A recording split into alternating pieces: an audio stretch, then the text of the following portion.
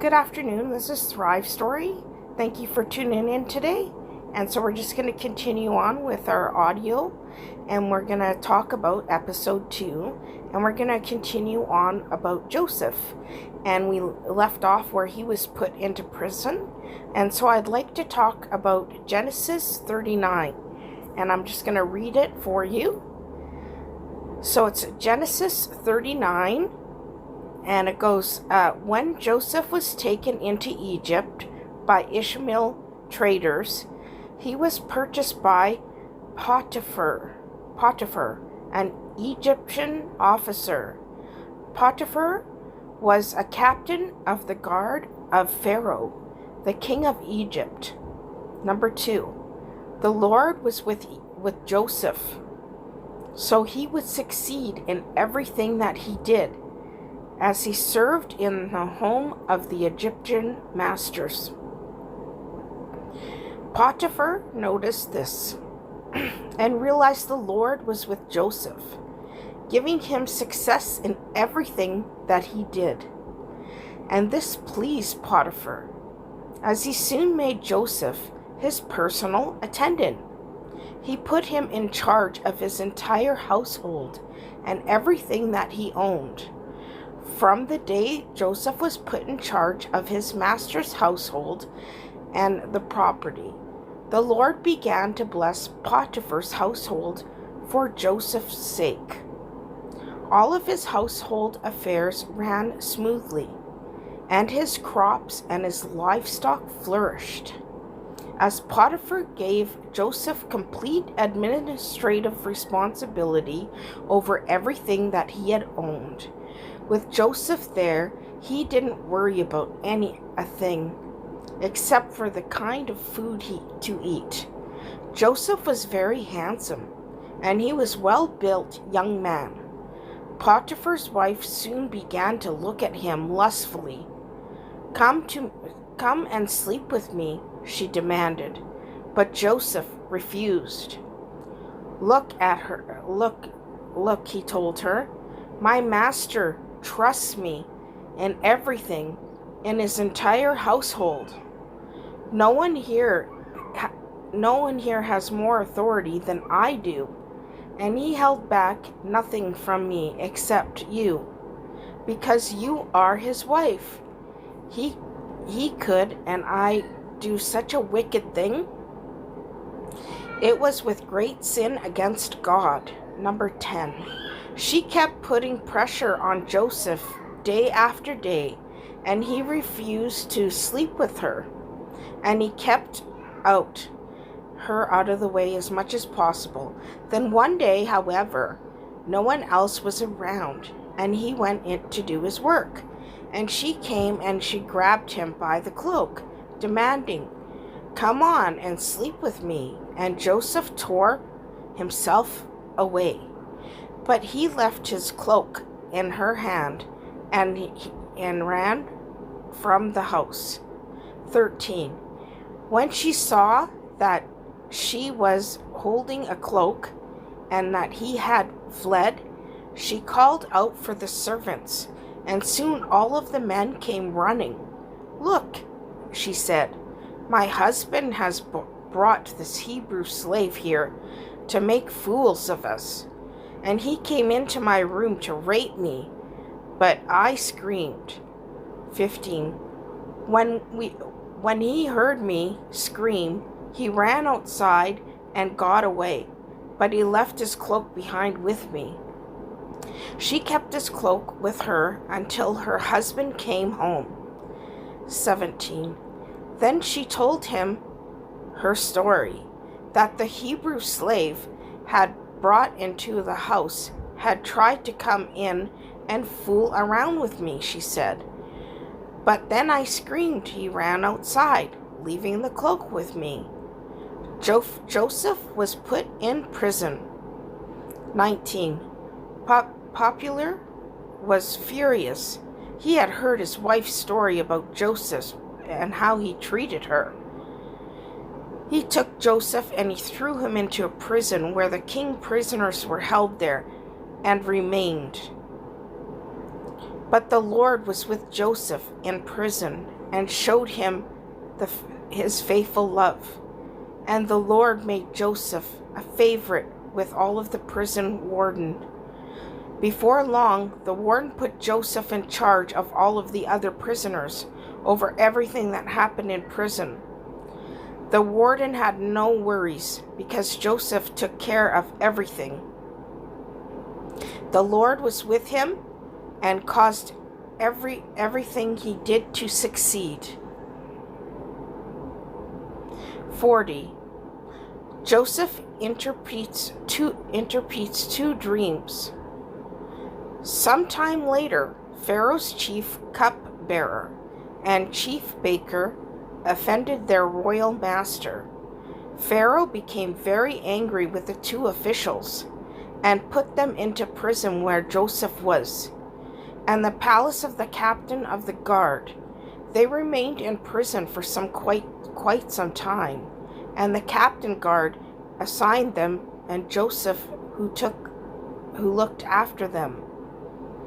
While they were in prison, Pharaoh's cupbearer and baker each had a dream one night. Each dream had its own meaning. When Joseph saw them the next morning, he noticed that both looked upset. 7. Why do they look so worried today? He asked them. And he replied, we both had dreams last night, but no one could tell us what they mean. Interpreting the dreams is God's business, Joseph replied. So go ahead and tell me your dreams. So the chief cupbearer told Joseph his dream. First in my dream, he said, I saw a grapevine in front of me. The vine had 3 branches that began to bud and blossom, and soon it produced clusters of ripe grapes. I was holding Pharaoh's wine cup in one hand, so I took a cluster of grapes and squeezed the juice into the cup. Then I placed the cups in Pharaoh's hand.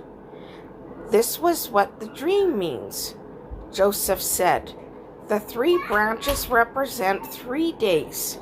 Within 3 days, Pharaoh will lift you up and restore you and your position as chief cupbearer. And please remember me to do me a favor. As things go well for you, mention me to the Pharaoh, so he might let me out of this place. For I was kidnapped by my homeland and then the Hebrews, and now I'm in prison, but I did not do anything to deserve it. 16. When the chief bearer saw that Joseph had given his dream such positive interpretation, he said to Joseph, I had a dream too, and in my dream there was 3 baskets, white pastry stacked on my head. The top was a basket contained all types of pastries for the Pharaoh, but the birds came to eat from the basket on my head. And this is what the dream means, Joseph told him. The 3 baskets represent 3 days. 3 days from Pharaoh's that lifted you up to impale your body as a pole. Then the birds will come and pick away at the flesh. Pharaoh's birthday came 3 days later. He prepared a banquet for his officials and his staff. He summoned the chief's cupbearers and the chief baker to join the officials. He restored the chief cupbearer to his former position so that he could again hand Pharaoh's cup. But Pharaoh implied to the chief baker, just as Joseph had predicted. He interpreted his dream. Pharaoh's chief cupbearer, however, forgot all about Joseph's never given him another thought. 41. 2 full years later, Pharaoh dreamed that he was standing on the bank of the Nile River, and in these dreams he saw 7 fat, healthy cows come up to the river, and they began gazing in the marsh grass. And then he saw 7 more cows come up behind the Nile. But then he put them, and they were very scrawny and thin. And the cows stood beside the fat cows in the riverbank. Then the scrawny ones, the thin cows, ate 7 healthy fat cows. And at that point of the dream, Pharaoh had woken up. But he fell asleep again, and the second dream. This time he saw 7 heads grain, plump and beautiful growing stalk. Then 7 more heads of grain appeared, and these sheaved and withered and to the east wind, and the head swallowed up 7 plump and well-formed heads. And Pharaoh woke up again and realized it was a dream. The next morning, Pharaoh was very disturbed by the dream, so he called for the magicians and the wise men of Egypt. And Pharaoh told them his dream. None of them could tell him what it meant. And finally, the king's cupbearer spoke up. "Today I've been reminded of my failure," he told Pharaoh. "Some time ago, you were angry with the chief baker and me, and imprisoned us to the palace captain and the guards. One night, the chief baker and I had a dream, and the dream of its own meaning. There was a young Hebrew man with us in prison. He was a slave captain guard. He told him of his dreams and what the dreams meant, and everything happened just as he predicted. I was restored to my position as a cupbearer, and the chief baker executed and implemented on the pole. Pharaoh sent Joseph at once, and he quickly brought him from the prison. And he shaved and changed his clothes, and he came in and stood before Pharaoh. Then Pharaoh said to Joseph, "I had a dream last night, and no one can tell me what it means. But I have heard when you hear the dreams, you can interpret it." "It is beyond my power to do this," Joseph replied. "But God can tell you what it means and set you at ease." So Pharaoh told Joseph about his dream. "In my dream," he said, "I was standing in the brink of the Nile River. I saw 7 fat, healthy cows come up from the river, grazing at the marsh grass. When I saw 7 sick-looking cows, scrawny and thin, they came up after them. And I never seen such sorry-looking animals in all of the land of Egypt. These thin, scrawny cows, 7 fat cows, but afterward you would have to know it. And you were as if thin and scrawny before, and then I woke up. In my dream, I saw 7 herds of grain full of beautiful, groaning, sickling stalk.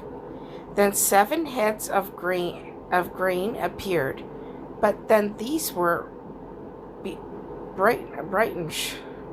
withered by the east wind, and they shriveled their heads, swallowed by the 7 healthy heads.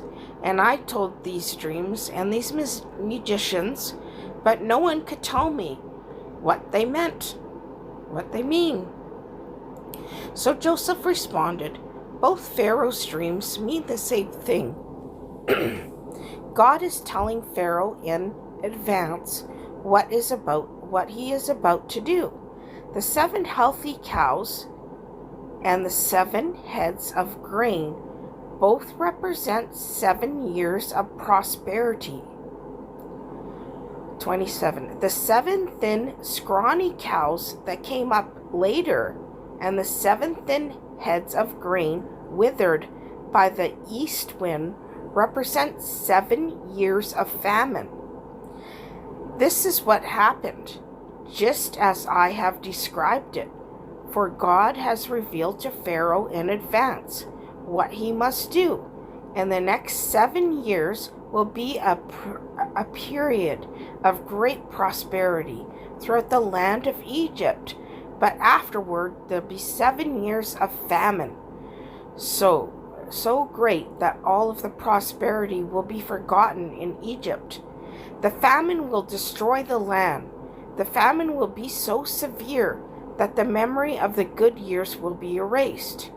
As the two similar dreams mean these events decreed by God, and he will soon make them happen. Therefore, Pharaoh should find the intelligent and wise men and put them in charge of the whole land of Egypt. Pharaoh should appoint supervisors over the land to let them collect 1/5 of all of the crops during the 7 good years. Have them gather the food to produce in the good years that just are ahead and bring it to Pharaoh's storehouse. Store it away and guard it. There will be food in the cities. That way, there will be enough to eat when the 7 years of famine come to the land of Egypt. Otherwise, the famine will destroy the land. Joseph was made ruler of Egypt. 37. Joseph suggested that they received by Pharaoh and his officials. So Pharaoh asked his officials, "Can we find anyone else like this man, obvious filled with such a spirit of God?" Then Pharaoh said to Joseph, "Since God has revealed these meanings and dreams to you, clearly no one else is intelligent or as wise as you. You can be in charge of my court, and all of my people can take orders from you. Only I can be sitting on my throne and rank higher than yours." Pharaoh said to Joseph, "I hereby charge the entire land of Egypt." Then Pharaoh removed the ring from the hand and placed it on Joseph's finger. He dressed him in fine linen clothing, gold chain around his neck. Then Joseph rid in a chariot reserved for a second in command.